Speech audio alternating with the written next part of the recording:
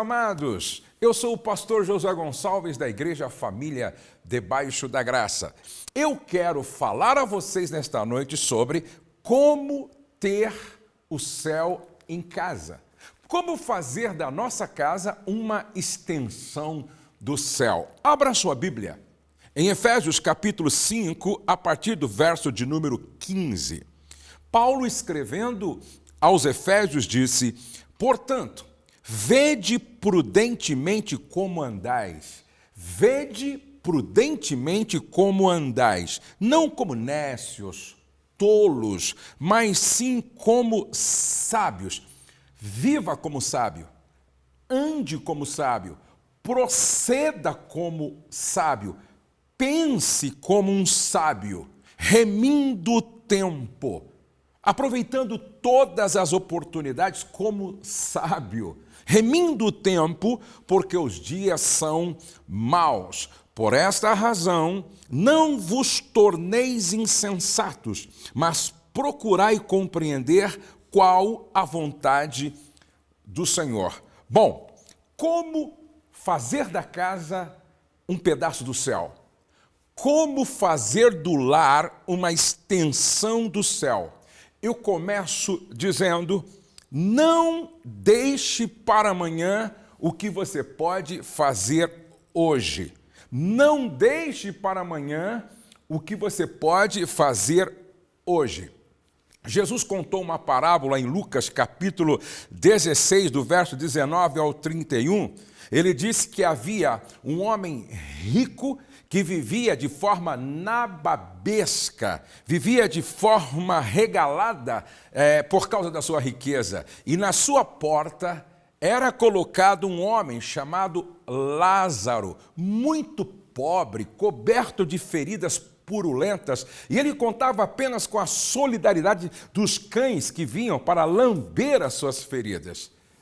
Na parábola, Jesus disse que o rico morreu e foi para o inferno.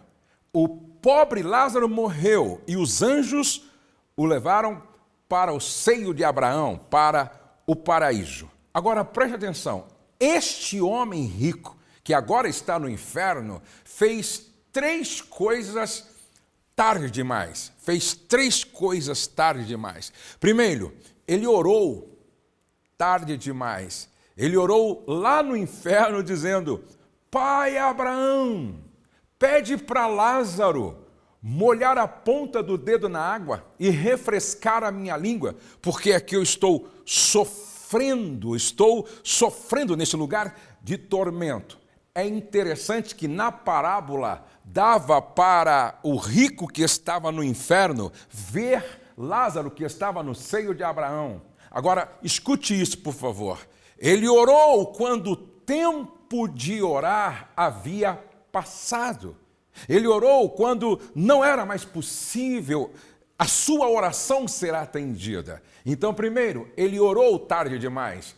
Segundo, ele reconheceu o valor de Lázaro tarde demais. Ele disse: Pai Abraão, pede para Lázaro. Agora ele reconhece o valor de Lázaro, agora ele reconhece o valor, a importância de Lázaro. Pede para Lázaro tocar, molhar o dedo na água e tocar a minha língua, porque eu sofro nesse lugar de tormento. Ele reconhece o valor de Lázaro tarde demais. E ele lembra do pai, ele lembra dos irmãos, ele lembra da sua casa, ele lembra da sua família, mas tarde demais. Pai Abraão, pede para alguém ir, envia alguém na minha casa. Ele lembra da família, ele lembra dos irmãos, ele lembra do pai, tarde demais. Por que será que algumas pessoas só dão importância depois que perde? Por que será que algumas pessoas demoram para reconhecer o valor? Infelizmente, muitas pessoas vivem sem pensar na eternidade. Muitas pessoas vivem como se elas nunca fossem morrer. Muitas pessoas vivem sem se dar conta do amanhã eterno. eterno. Escute, a maneira como você vive o presente determina como será a sua eternidade no futuro, determina como será o seu amanhã eterno. Este rico viveu de forma displicente, negligente, indiferente, e agora ele ora tarde demais, ele reconhece o valor de Lázaro tarde demais, e ele lembra da sua família tarde demais. Eu estou aqui lembrando de um homem que chegou na minha sala pedindo socorro e dizendo assim: Pastor Josué, a minha esposa foi embora. E ela há 3 meses não fala comigo, não atende o telefone. E ele disse: eu já emagreci mais de 20 quilos. E como eu fui estúpido, como eu fui, a expressão dele, um burro, uma anta. Como eu fui estúpido, como eu fui indiferente. Eu fiz a minha mulher sofrer tanto, e hoje eu reconheço. Eu só queria que ela me desse uma oportunidade para que eu então provasse a ela que eu mudei e que eu estou experimentando uma transformação. Só que muitas vezes, quando as pessoas caem em si e reconhecem, é tarde.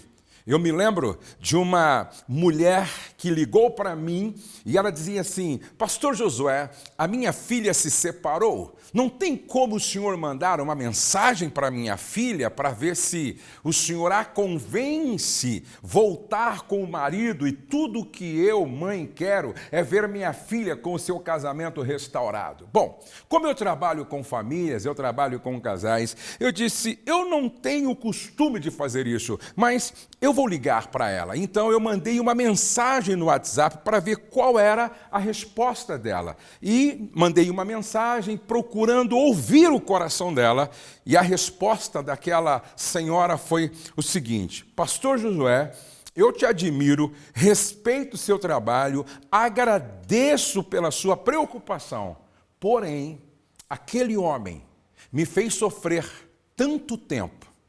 O senhor não tem noção do quanto eu sofri vivendo com aquele homem. Eu vivi debaixo de um jugo de opressão, de abuso, de violência, tantos anos, que ele conseguiu matar em mim o que eu sentia por ele. Eu nunca mais quero tê-lo do meu lado. Eu nunca mais quero viver com aquele homem. Eu quero dizer para o senhor que é uma decisão que eu tomei e não tem volta. Ou seja, tarde demais. Escute, por favor, não deixe para amanhã o que você precisa fazer hoje.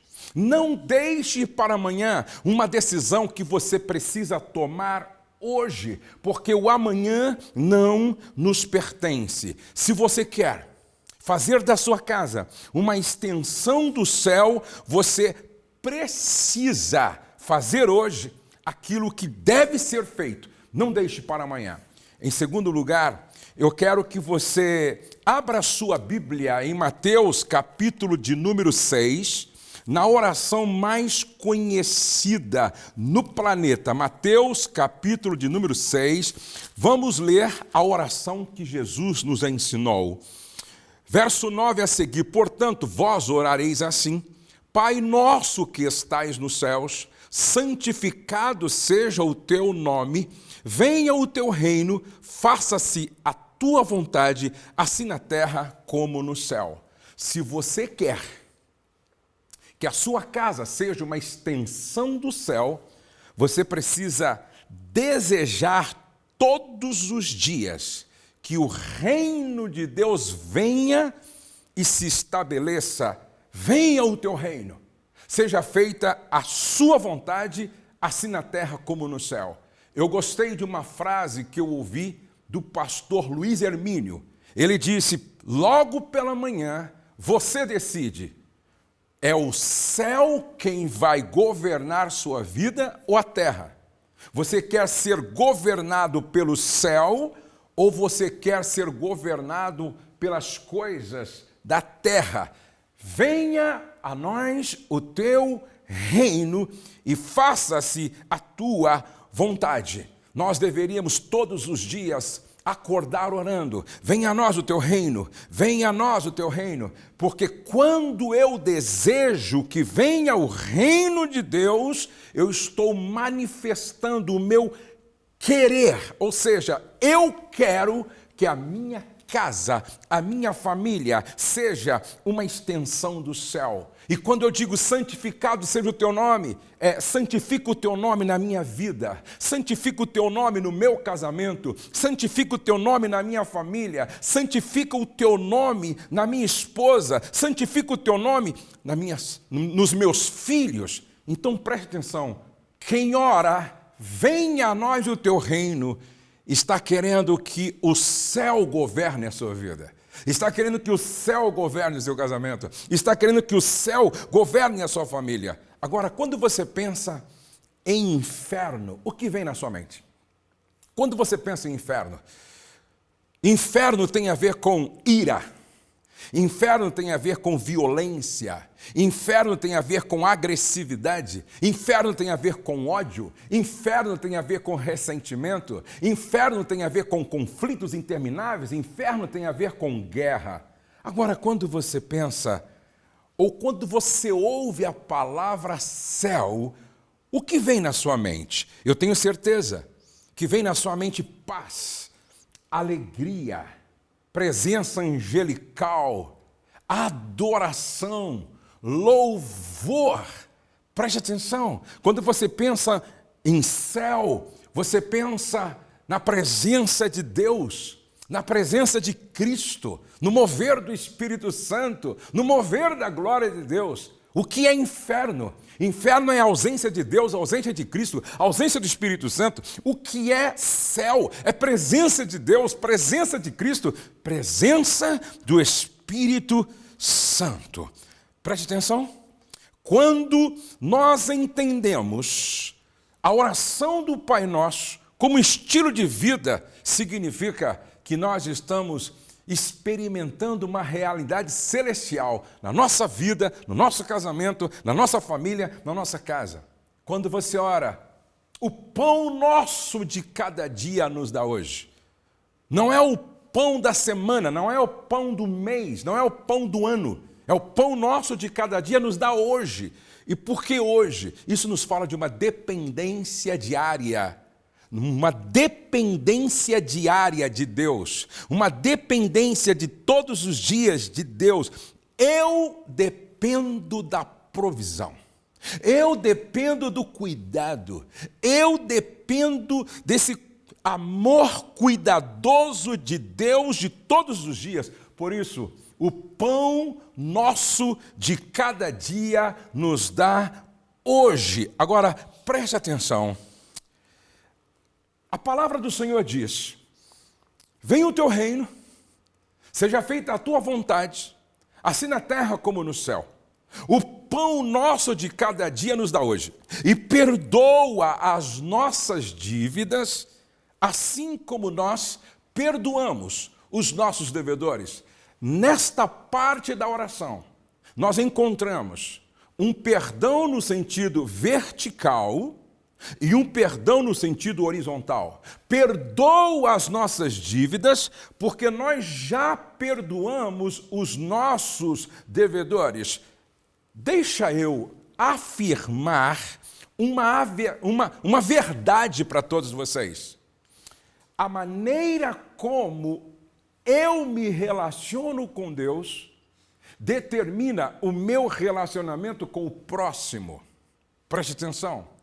A maneira como eu me relaciono com Deus determina o meu relacionamento com o próximo. E quando eu oro, venha a nós o teu reino, seja feita a tua vontade, santifica o teu nome na minha vida, na minha casa, na minha família, eu estou com o meu coração aberto e disponível para o perdão.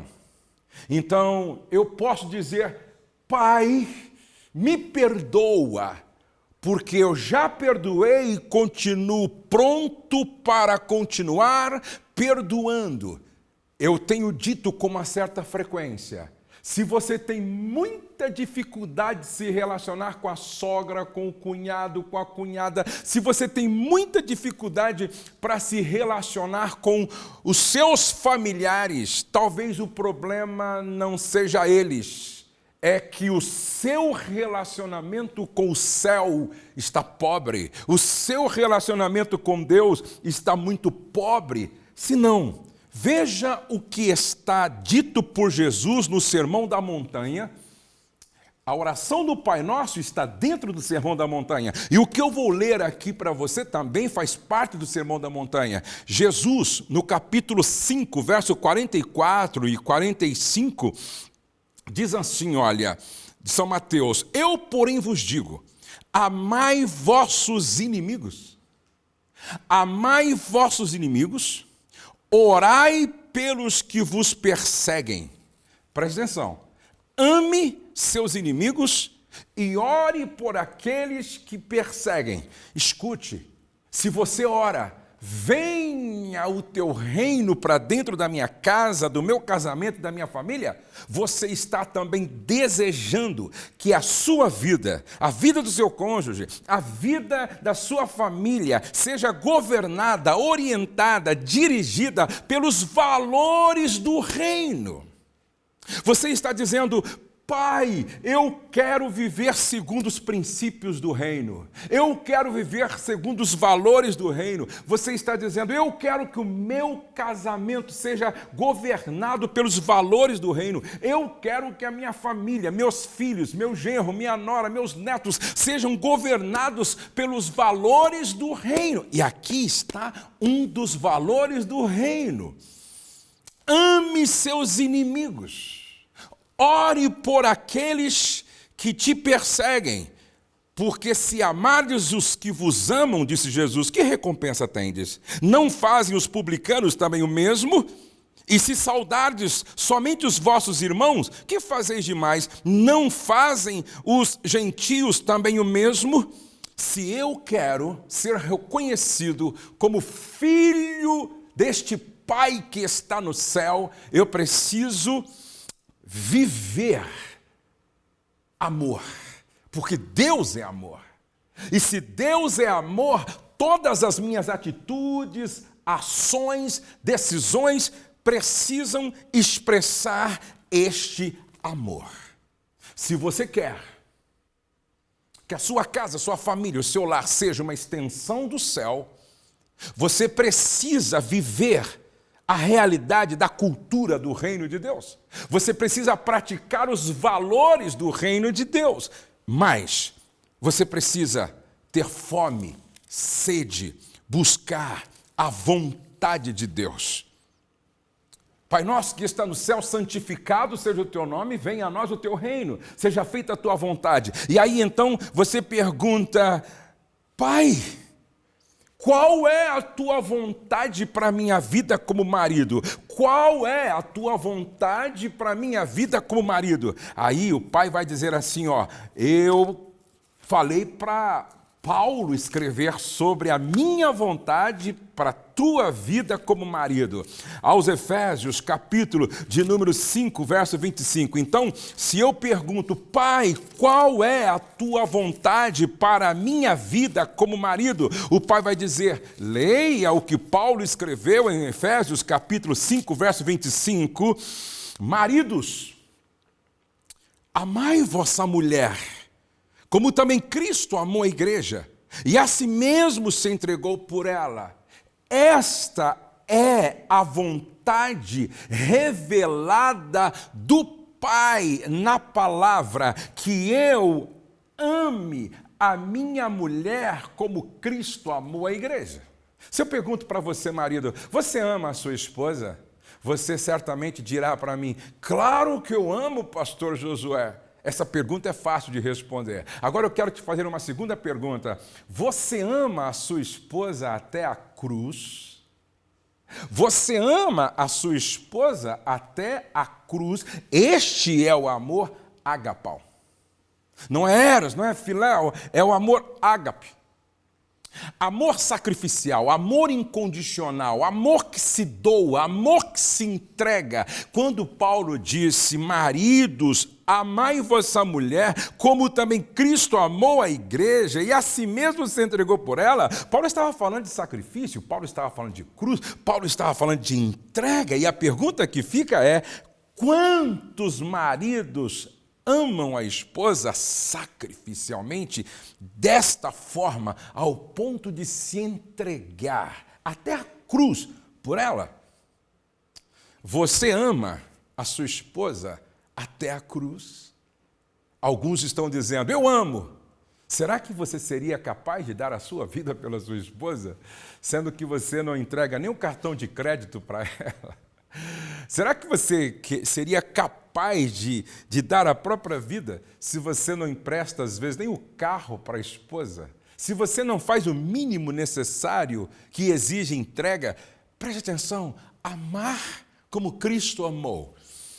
Eu me lembro que eu fui ministrar no Nordeste e quando eu lá cheguei, nesta cidade, no aeroporto, eu encontrei o Alcebiades, junto com a sua esposa que foi me buscar. E quando eu olhei para o Alcebiades, eu fiquei assustado, porque ele estava com a pele assim, toda assim cheia de ferida. E eu perguntei no almoço, Alcebiades, o que houve? Ele disse, pastor Josué, por causa de uma leucemia, eu fiz um transplante de medula. E como não foi compatível, eu passei a sofrer muito, porque, apareceu feridas em todo o meu corpo e também por dentro. Só para o senhor ter uma noção, eu estou com uma camiseta. Na hora do banho, muitas vezes, quando eu molho para tirar a camiseta, a pele sai junto na camiseta. Pastor Josué, eu e Jó estamos assim disputando para ver quem sofreu, ou no meu caso, está sofrendo mais.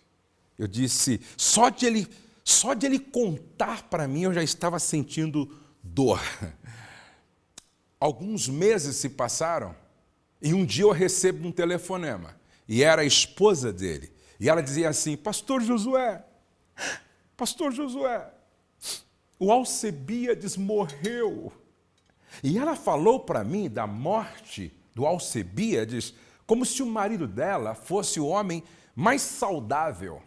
Como se o marido dela fosse o homem mais saudável do planeta. Quando eu ouvi ela falando do marido que havia morrido, mas que já há anos vinha sofrendo, não é? Qualquer outra mulher diria, pastor Josué, graças a Deus, descansei, o Alcebiades também descansou. Não, ela falou como se era um amor tão sacrificial que ela falou do Alcebiades de forma tão carinhosa, tão amorosa, tão afetuosa, que me constrangeu.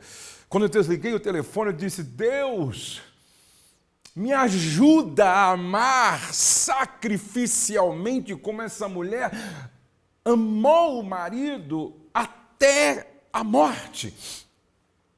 Mas eu também vivi uma experiência que me ajudou a entender o que significa amar sacrificialmente.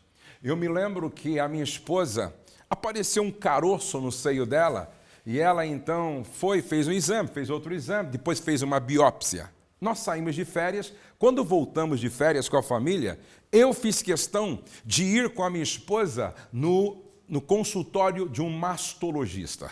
Quando o mastologista abriu o exame e que viu o resultado, ele olhou para mim e para a Rose e ele disse assim, senhor Josué e senhora Rose, eu não sei se vocês já esperavam por isso, mas eu quero informar que aqui nos exames diz que a senhora Rose tem um câncer de 4 centímetros e é um câncer terrível, é um daquele tipo de câncer que mata. E ele desenhou um quadro muito tenebroso. Eu e a Rose, nós ouvimos aquilo, aí ele deu todas as instruções para cirurgia, radioterapia, quimioterapia, todas as instruções, e disse, olha, isso aqui é para ontem. Eu e a Rose nos seguramos ali no consultório, e aí agradecemos o médico, saímos, e eu segurei na mão dela firme, pegamos o elevador, descemos, fomos até o carro. Quando nós entramos no carro, parece que tudo desabou. Eu chorava, ela chorava, nós chorávamos, nós nunca tínhamos sentido a morte tão de perto. E eu me lembro que eu me recompus, peguei o meu carro, saí daquele hospital. Eu estava em Atibaia, eu ia para Bragança, e aí eu peguei meu carro, e quando nós estávamos indo para Bragança, na Fernão Dias, na rodovia, tinha uma árvore grande, frondosa, e era um dia muito quente. Aí eu encostei o carro, parei debaixo da sombra da árvore. E aí eu olhei para minha esposa, ela olhou para mim, nós chorando muito. Eu peguei na mão dela e eu disse: Rose, nós vamos orar. E é interessante que naquela semana, na segunda-feira, eu preguei na igreja que alguém que estava no culto naquela semana iria dar o aleluia mais sacrificial da sua vida. Eu só não sabia que esse alguém era eu. E eu começo a orar com a minha esposa e eu dizia: Senhor, eu sei que é um deserto que nós temos que passar. Eu só quero te pedir uma coisa: dá-nos graça, dá-nos força, para que a gente atravesse esse deserto, sem murmurar, sem blasfemar, sem reclamar. E como eu disse na pregação esta semana, hoje eu quero dar o aleluia mais sacrificial da minha vida. Aleluia, aleluia e aleluia. Em nome de Jesus. Aí eu olhei para minha esposa e eu disse para ela assim: Rose, eu sei que você vai fazer sessões de quimioterapia e você vai engordar um pouco. Prometo te amar mesmo assim. Eu sei que você vai... O cabelo vai cair. Prometo te amar mesmo assim. Eu sei que você não vai poder me atender sexualmente algumas vezes. Eu prometo te amar mesmo assim. Preste atenção. Não é difícil amar romanticamente. O desafio é amar sacrificialmente. Porque Paulo, aqui em Efésios capítulo 5, ele está falando de amor sacrificial, de amor doador, de amor altruísta, de amor que nos leva a um comprometimento radical até que a morte nos separe. Então, eu quero que você entenda, marido, que quando você ama a sua esposa sacrificialmente, ao ponto de se entregar em favor do bem-estar dela, você está fazendo a vontade do Pai e santificando o nome dele na sua vida.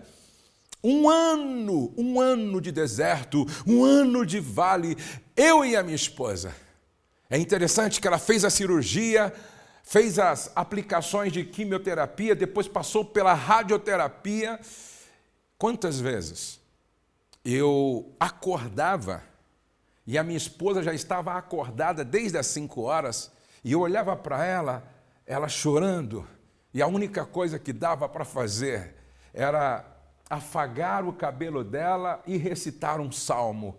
O Senhor é o nosso pastor e nada nos faltará. Deitar nos faz em verdes pastos, Ele nos guia mansamente às águas tranquilas, refrigera a nossa alma, guia-nos pela vereda da justiça por amor do seu nome. Ainda que nós andemos pelo vale da sombra da morte, não temeremos mal algum, porque Ele está conosco para consolar o coração dela. E é interessante que passou esse tempo de deserto. Um dia eu estou pregando lá no Rio de Janeiro e um homem de Deus que não sabia de nada, não me conhecia, ele chegou perto de mim e disse: eu tenho uma palavra de Deus para o teu coração. Eu disse: pois não, querido. Ele disse: a sua esposa está curada. Isso já faz mais de 10 anos.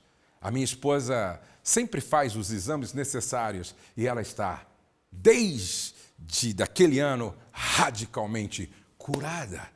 O que eu estou tentando dizer para você é que a vontade do Pai é que eu ame a Rosemary sacrificialmente, como Cristo amou e ama a igreja. Porque quando eu faço isso, eu estou santificando e glorificando o seu nome na minha vida e no meu casamento. Agora, se é a mulher quem ora, Pai, seja feita a tua vontade, mas qual é a tua vontade para a minha vida? Aí o pai vai dizer a mesma coisa? A minha vontade está revelada em Efésios capítulo 5, verso de número 24. Como, porém, a igreja está sujeita a Cristo, assim também as mulheres sejam em tudo submissas a seu marido. Então preste atenção, se você quer viver, fazer, praticar a vontade de Deus na sua vida, mulher, se submeta.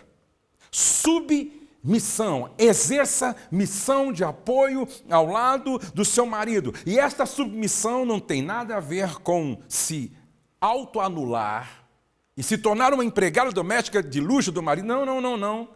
Essa submissão não é subserviência, não é uma obediente burra e cega, não. Essa submissão da qual fala a palavra é uma submissão devocional.